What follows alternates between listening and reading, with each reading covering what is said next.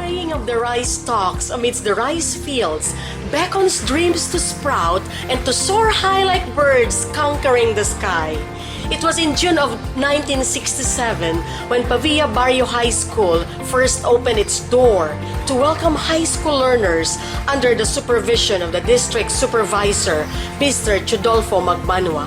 The creation of this school was through the inspiration of Mr. Pedro Orata, the father of barangay high schools, with Pavia Mayor Gerardo Tikok Goriseta, the local officials, and board member Espirition Haguna. The pioneer class of 120 learners was divided into 3 classes. Section 1 was composed of overage students of 15 to 30 years old who availed of the high school education late. Section 2 was composed of transferees and repeaters, while Section 3 was composed of fresh elementary graduates. Life was hard during those days. The high school then had no buildings of its own. The lunch counter and vacant rooms of the elementary schools were used as classrooms. Students had to bring their own chairs to school. Teachers came in installments. The 7 pioneer ones were Miss Luz Melinda Galiano, Mr. Nelson Fresnilio, Mrs. Salvacion Piccio, Mr. Lucidio Fagtana, Miss Rosario Vilches, Mrs. Delia Bayoneta, and Mr. Edgar Ignalaga. Some elementary teachers augmented the teaching force of the school.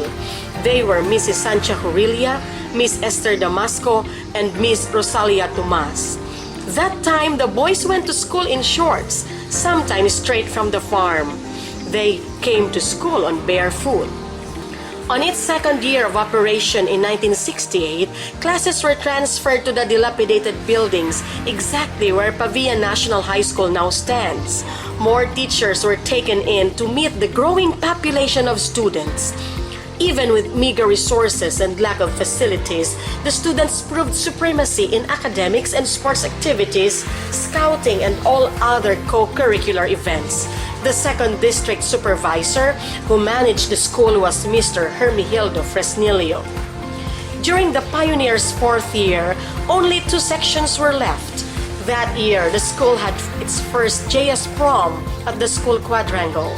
The school had no principal of its own for the first 4 years because it was under the management of Iloilo National High School.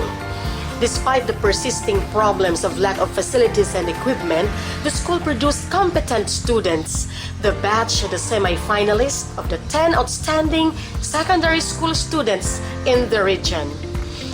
Finally, in March of 1971, the school, which changed name to Pavia Community High School, produced its 82 pioneer graduates who made history. The first valedictorian was Mrs. Erlinda Jodicpa Gonzalez, and the first salutatorian, Mrs. Rosola Joaquin Jacintos. Good evening, everyone. More than an alumni, I speak before you as a proud pioneer. Turning the legacy of the Pavia National High School to my children and hopefully my grandchildren. The joy of seeing so much of those who came next is overwhelming because not everyone had a chance to see the future.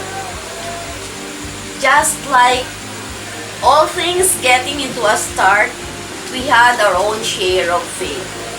We held classes under the mango tree because of lack of classrooms. It was the hardest yet best learning experiences that drove us to go on. It wasn't a hindrance for us to pursue our goals. In the years to come, our beloved alma mater would face a lot of challenges, testing its faith, but would definitely highlight its strength. In 1972, the high school occupied the old elementary buildings facing the sports oval. Prefabricated school buildings during the Marcos regime were constructed for the growing school. The first principal assigned to the school was Mrs. Lourdes Hardileza. As the student population increased, more teachers joined in. After After the retirement of Mrs. Hardileza, the next principal assigned was Miss Lolita B. Armada, who managed the school from 1974 to 1976. Congratulations to Pavia National High School, the first high school I was assigned to as principal. So Pavia has I have an emotional feeling for Pavia being the first high school that I am principal with. And after that, I was not principal anymore. I was promoted to the regional office as English supervisor, as regional English supervisor. So Pavia has a special place in my heart. The only high school I was principal outside of Maniway. That time, the school was renamed as Pavia Municipal High School. This means the school operated from funds collected from tuition fees and 30% subsidy from the national government. More teachers added to the teaching force, and the school continued to show excellence in academics and in co-curricular activities. In less than 2 years as principal, Miss Armada was promoted as the regional supervisor in English. The third principal who succeeded Miss Armada was Mrs. Otilia M. Parian. She managed the school from 1977 to 1981. I just would like to tell the Golden Jubilarians that now that they are already professionals, some of them have realized their dreams, not to stay stagnant. They have to keep on growing. They have to keep on moving up. During her 5 years of administration, more teacher items were added. It was during these years when Mrs. Salvacion S. Canicula became the first department head, specifically in English. The school became a division top-notcher in the National College Entrance Examination passing percentage for 3 consecutive years. To avail of more benefits from the national government, Mrs. Parian worked for the nationalization of the school. The local government unit, headed by Mayor Nelson Gumban, purchased the 1-hectare lot as a school site. The landowner of the adjoining lot, Mr. Andres Haspe, was kind enough to make his lot available for the welfare of the youth in Pavia. On October 1, 1981, Mr. Juscoro G. Hill Jr. assumed office as the 4th principal. Good evening to all. I am Mr. Juscoro Hill Jr., the principal of the Pavia National High School from 1982 to 1994. I'm happy to be with as a part of this prestigious school. Congratulations on the Pavia National High School on its 50th founding anniversary.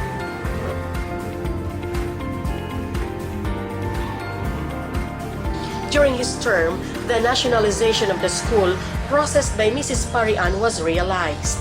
The salaries and benefits of the teachers became stable, while the physical development of the school was fast but not sufficient. It was during this time when the school was renamed Pavia National High School, or PNHS. Additional teachers and administrative staff increased. With the efforts of Mayor Gumban and the help of Ambassador S. Benedicto, the request of Mrs. Parian for a 2-story building was realized. The building was constructed during the first year of Mr. Hill at PNHS and was inaugurated with Ambassador Benedicto as the main guest. This is the Marcos Building. After the People Power in 1986, Mayor Felix Goriseta Jr. continued the physical development of the school by putting up an 11-room conventional building, the Goriseta Building. The Teachers and Employees Association, under the leadership of Ms. Clarita Haneo, Ms. Salvacion Canicula, Mrs. Angela Hermia, Mr. Cesar Gumban, and Mrs. Marilo Gonzalez, contributed to the accomplishments of various projects in school.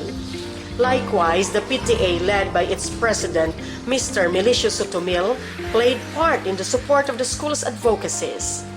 That time, teachers and students alike were able to shine in various fields, giving pride to PNHS. Luella Condradi gave honor to the school and to the town as she topped the nursing board exam. Congressman Alberto Lopez also put up a 5-classroom building, the Lopez Building, as his legacy for the students of PNHS. The next principal assumed office on December 1, 1992. Miss Nilda M. Lago, the 5th principal, started the beautification of the school. Day by day, it's passing moments, strength find little trials. I remember things, but I remember God. In these experience and options, give color and time. It's like everything. I enjoy my time with teachers, students, parents, meeting officials, people in the community, especially we're very supportive. So, the first family, we're supportive. Pavia National High School shares the whole most outstanding in the division levels. During her term, trees were planted, footwalk around the school and concrete fences were constructed with the support of the General Parents Teachers Association, headed by Mr. Romeo Hontarciego, Mr. Amado Ortaliz, and later Mr. Mario Antonio Mendez as presidents, and the Alumni Association, led by its presidents, Mrs. Tilda Villanueva, Mr. Arya Lasaga, and Mr. Rami Madero. Ms. Lago jointly worked with Mayor Felix H. Goriseta and later with Acting Mayor Rogelio Trimañez in carrying out the DEC's objectives. Together with Senator Franklin Drilon, Governor Arthur Defensor, and Dr. Consolacion Quinion, Mayor Goriseta was instrumental of the school's acquisition of the Science Learning Resource Center, or LRC, worth 17 million pesos, the only one of its kind in the whole Visayas. The LRC was a joint project of the governments of the Philippines and the United States of America to provide quality science computer technology education. With the LRC, the science curriculum began. Congressman Augusto Sihuco and Congresswoman Judy Sihuco left their legacies by putting up classrooms. They also distributed free school supplies and uniforms to students and helped in the construction of the gym. Ms. Lago also tapped stakeholders in the construction of concrete fence in front of the school. Mr. Alfredo Socias solicited the amount and Mr. Andres Haspe implemented the project.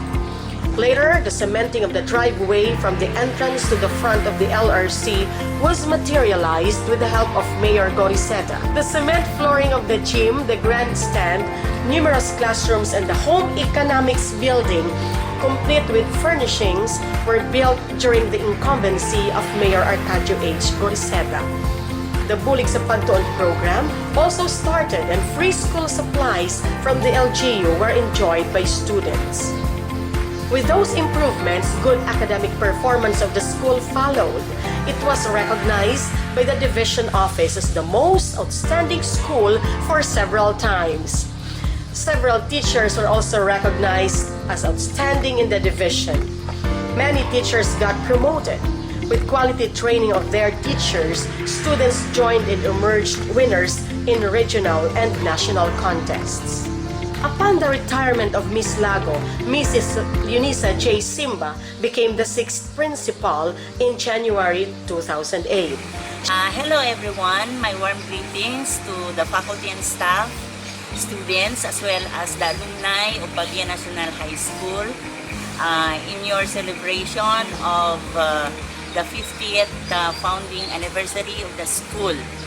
So I would like to challenge the alumni of the school because last time I've heard that you would like to have an alumni center. So I myself is a Golden Jubilarian of Iloilo National High School. And the alumni of Iloilo National High School was able to construct an alumni center with the help of benevolent alumni. So I would like also to challenge all the alumni to cooperate and give your help to Pavia National High School in order that you could also construct an alumni center for the school. She was the first principal who started as a teacher of PNHS before she was promoted to the principal position. She continued the development of the school in cooperation with the LGU led by Mayor Arcadio H. Goriseta. In Mrs. Simba's leadership and with the Teachers and Employees Association and PTA, Mr. Ricardo Tuno and Ms. Julieta Hansilan as presidents respectively, Mayor Goriseta implemented the construction of the covered footwalk that extends from the gate to the front of LRC. Mrs. Simba's leadership skills were tested in June 2008 when the flash flood of the Typhoon Frank ravaged the facilities, equipment, and instructional materials of the school. The classrooms were knee-deep in mud after the flood. Despite the miserable condition, the school was used as an evacuation center for hundreds of evacuees for 2 weeks. The LGU, NGOs, private individuals, teachers, and students helped in the cleanup and rehabilitation of the classrooms. 1 year after the flood, the hard work, resiliency, and the bayanihan spirit of the Pavianhons in recovering from the flood were celebrated at Pavia National High School. The United States Navy, represented by the crew of USS Ronald Reagan, and the Philippine Navy chose PNHS for a community outreach program. It was a memorable moment because one of the U.S. Navy crew was Petty Officer Grace Hiroche, an alumna of the school, batch 2002. Moreover, during the administration of Mrs. Simba, PNHS also became a recipient of the bakery project from the Italian government, complete with a building that houses the bakery equipment. In the last 5 years with Mrs. Simba, more classrooms were built, the completion of the Lago Find and the Sihuko buildings were pursued. More teachers were hired, more GPTA projects headed by Mr. Lope Damasco, Mr. Rami Madero, and Mr. Rafael Madero as presidents were implemented. More alumni projects were also put to reality with the leadership of the presidents, Mr. Ricardo Tuno and J.P. Piñol. That time, the student population reached to 3,014. In those years, teachers and students continued giving pride to the school and our town as they consistently brought home the bacon and their participation in several contests and activities. Mrs. Simba retired as Principal 4 on March 15, 2012. Mrs. Julia H. Mallorca, Department Head of Math, became the OIC of the school for 2 months. After the brief transition, Mrs. Delora Cecilia L. Fantilio transferred to PNHS in her promotion as Principal 4. She was installed into office by Dr. Raimundo A. Lapating, Iloilo Schools Division Superintendent, on May 15, 2012. In the first year of administration of Mrs. Fantilio as principal, PNHS bagged the first runner-up award as the Best Brigada Escuela Implementer in Region 6. She worked hard for the opening of the Special Program in the Arts, or SPA. Likewise, her leadership skills won for the school 3rd place Outstanding School in Category A, Congressional level.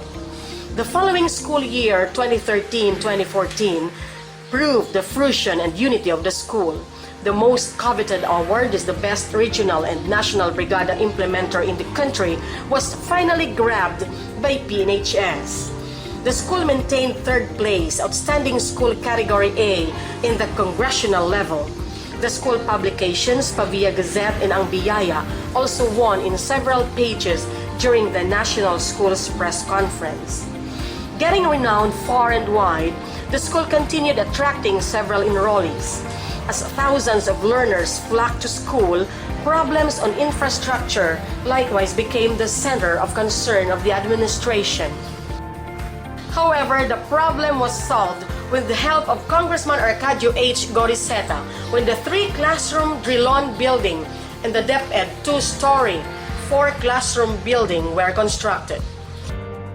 The construction of the twin covered court was likewise materialized through the efforts of Congressman Goriseta, making PNHS as the favorite venue of various seminars. The next school year, 2014-2015, the school was declared as first runner-up Best Brigada Implementer in Region 6. During this year, the school became the first placer in the search for outstanding school, both in the congressional and division levels. A transformational leader, Fantilio was also awarded as the most outstanding principal in the whole division of Iloilo. For the third time, the school publications of PNHS received awards, remained as the only school in Region 6 with national awards. The Teen Center was also awarded as the most outstanding in the province of Iloilo. The construction of the 3-story Pagcor building also started through the efforts of Congressman Arcadio H. Goriseta. On February 9, 2016, everyone witnessed the momentous event in the existence of our school when His Excellency President Benigno Simeon Aquino III came over for the turning over of the Pagcor building with other VIPs in the country, namely Education Secretary Brother Armin Luistro, Pagcor Chairman and CEO Cristino Nagyat, and DPWH Secretary Rogelio Singson. On this occasion, Mrs. Fantilio received the symbolic keys of the Pagcor building, intended for use by the senior high school. As a complete package for an awesome accommodation in the Pagcor building, the local government of Pavia, headed by the supportive mayor Michael B. Goriseta, provided a covered footwalk which outstretches from the school gate to the lobby of the said building. In school year 2016-2017, the first year of the implementation of senior high school, 772 students in different strands enrolled as the pioneer batch of the PNHS Senior High School.